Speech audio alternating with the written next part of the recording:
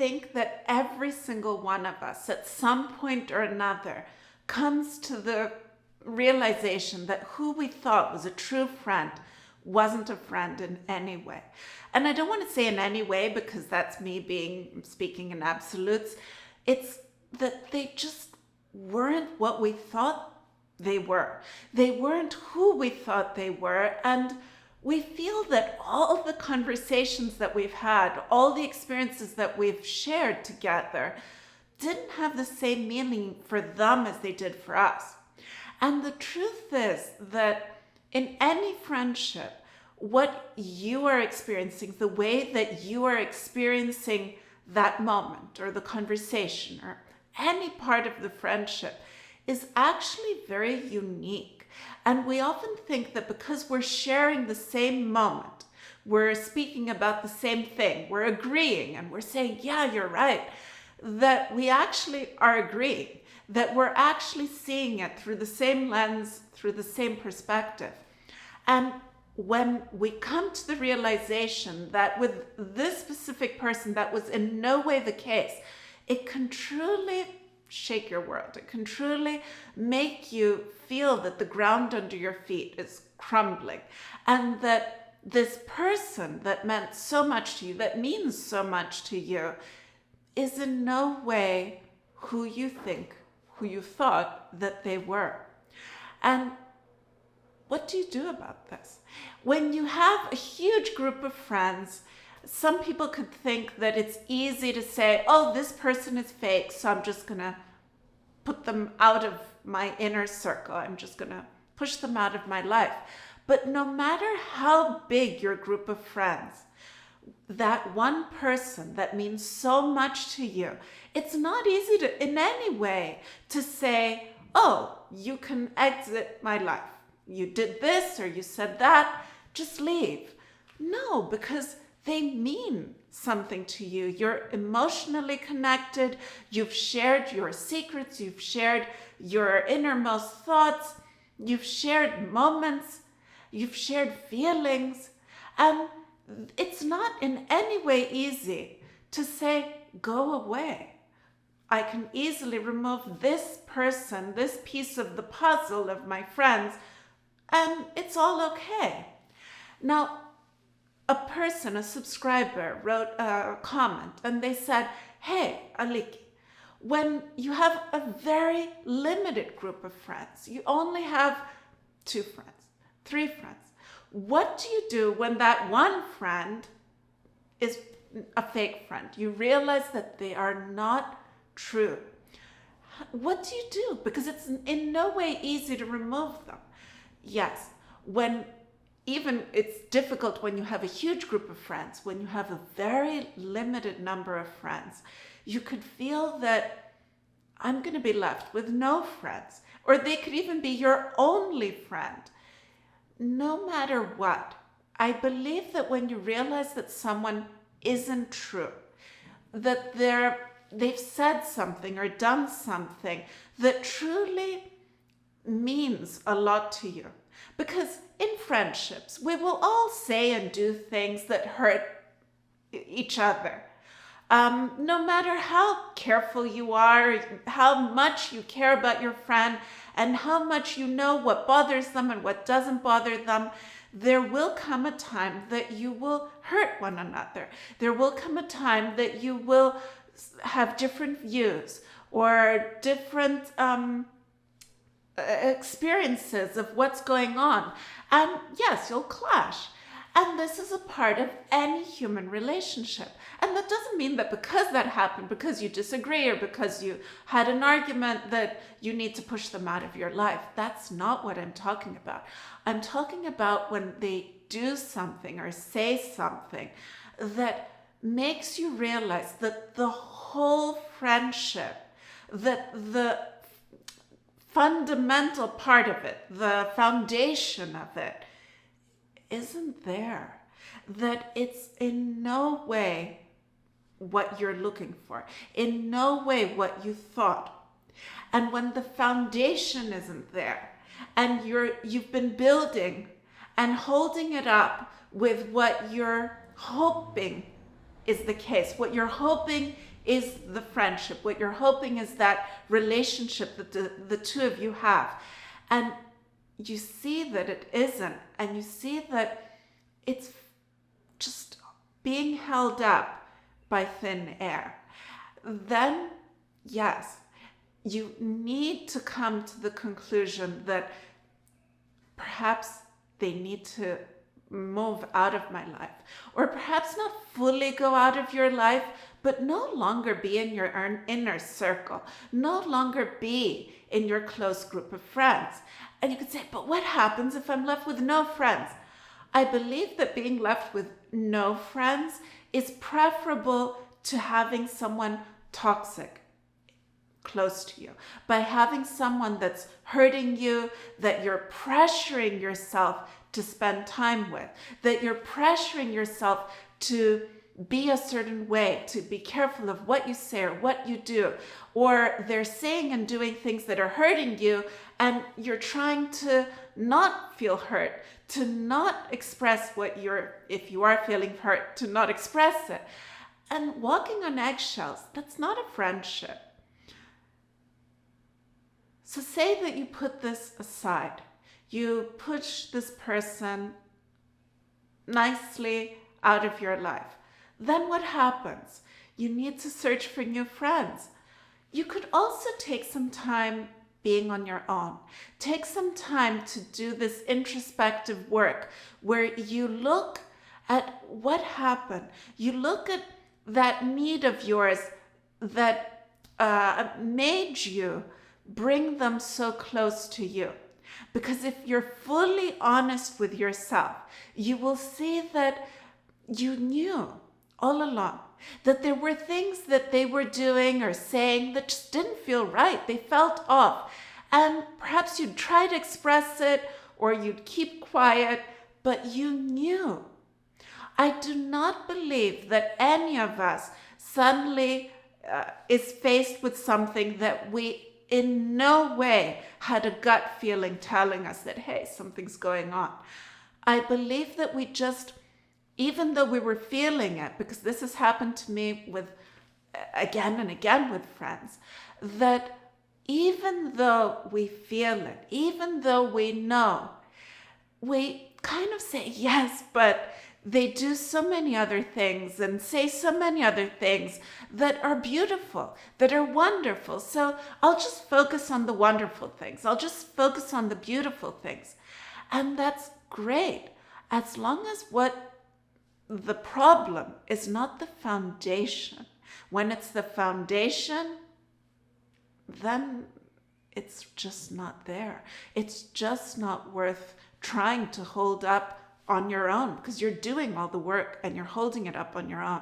It's not a matter of looking for someone who's perfect, who's perfection, exactly what you're looking for, and you'll never have an argument, you'll never have a disagreement, you'll never upset one another. No, that's part of every relationship. You will have an argument, you will have a disagreement, you will upset one another, but do you work through it? Do you apologize? Do they apologize? Do you try to be considerate of each other's feelings, of each other's views? Then you can walk forward. Then you can go ahead and move forward where you look at what's important for your friend. And it's not just what's important for you, but also for him or her. It's also important to not listen to what other people think about your friend. If you feel close to them, if you feel that they are important to you, then keep them in your life. Don't listen to what other people say. But if you feel that you're keeping them in your life just to avoid being alone, then you need to look at this. Look at why are you afraid of your loneliness? What is it that you feel you will experience if you're alone? When you're alone, you get this perfect opportunity to truly look within you and see who you are. See what you want to be experiencing in a friendship. See what you want to express from within you. See what you want to share with other people. Are you looking for a specific type of connection? Then feel that you can truly have that. You can manifest that in your life. You can attract the type of people that you want in your life if you open yourself up to that. If you find that within you, you will attract these type of people in your life. The world that you have within is what attracts the other people that resonate with that frequency, with that vibration around you. So move into that type of being. See it within you, feel it within you. And don't be impatient. Allow it to ground itself. Allow it to be. Allow yourself to feel comfortable being in that frequency, being in that vibration. And try different things out. See what different types of people have to offer, have to share with you.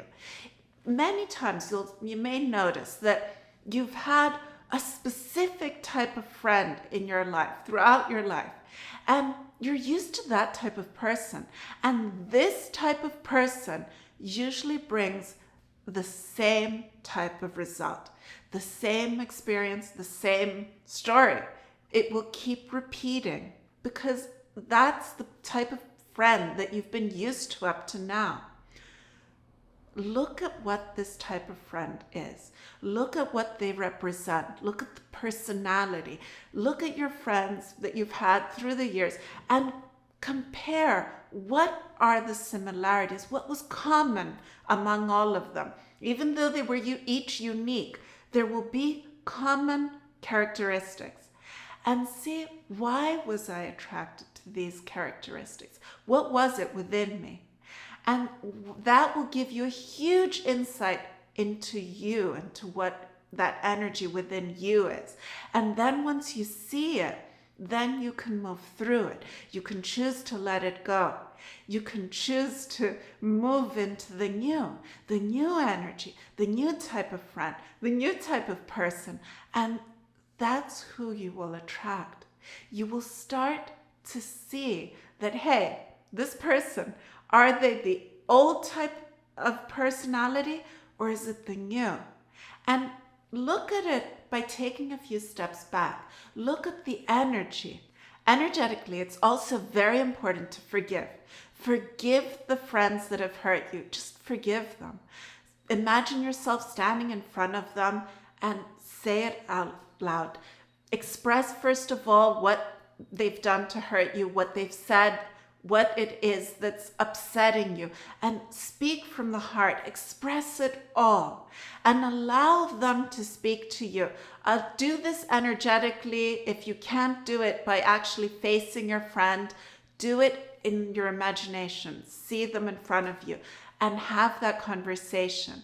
And at the end of the conversation, forgive them and feel yourself within you truly letting the energy go and forgiving them. And by doing this, you let that energy be released. You release yourself. You release them. You release you. You release that connection between the two of you because it just is released. And by doing this, you're able to move forward without holding on to that heavy feeling, without holding on to a grudge, without having to think about, oh, but she said this and he did that and what happened. And many times you may find the conversation repeating in your head what was said, what was done. By doing this, when you feel ready, you will just free yourself. It's truly liberating. So many people around you are lonely, are looking for a friend, are longing for human connection, and yet we remain truly disconnected. It's very hard to find a friend, someone that you can truly feel that you connect with. And even though the internet makes it so easy to connect with someone on the other end of the planet and send a message and even have a call and see one another and share things and post all sorts of things, true connection is very hard to find. And even when you do find someone and you come together and you say that, okay, we're both looking for friendship, we're both looking for the same kind of thing, finding that balance and feeling for both of you to feel safe enough and secure enough that you can share your secret, that you can share who you are, that you can share moments, does take time. But the thing is that the fact that it takes time, or it takes work, and it takes you giving people a chance, doesn't mean that you shouldn't try it. And be open to things maybe not working out with this person, and you'll try with someone else. You can meet people anywhere. You can strike up a conversation with anyone. And the more you're able to do this and just speak and see what happens, try to arrange to meet up and be open to someone saying no. Don't give up with hearing 5 no's. Doesn't matter. The one yes is all you need. That one yes. And when you get that one yes, don't put all your hope in this one person. And if it doesn't work out, say, oh, that's it. I'm going to be without a friend for life. No, keep meeting people. Keep trying. And it's not easy if you've been hurt and you feel hurt by your friends to truly try and to truly open yourself up. It will take you pushing yourself to speak to people, pushing yourself to go out there, to connect, to say, I'm going to share who I am. I'm going to be myself, because it's important that in trying to build friendships, you are yourself. You're not trying to be who you think they want as a friend, to do hobbies that you in no way enjoy just so that you can meet people who are doing this hobby. It's important for you to find groups of people who are interested in the same type of things, because then you increase your chances that you will have common ground. You will have this one thing that's connecting you. Perhaps there are more.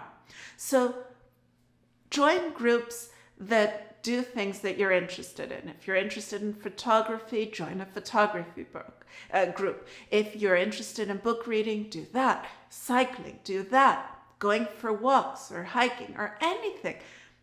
Try things out. And you could try things out that you've never done before, as long as it's something that you would like to continue doing, that you would say that there's a chance that I'm going to enjoy this. There are so many people around you, so many people who are also looking for a friend, who would be truly happy to have you as a friend.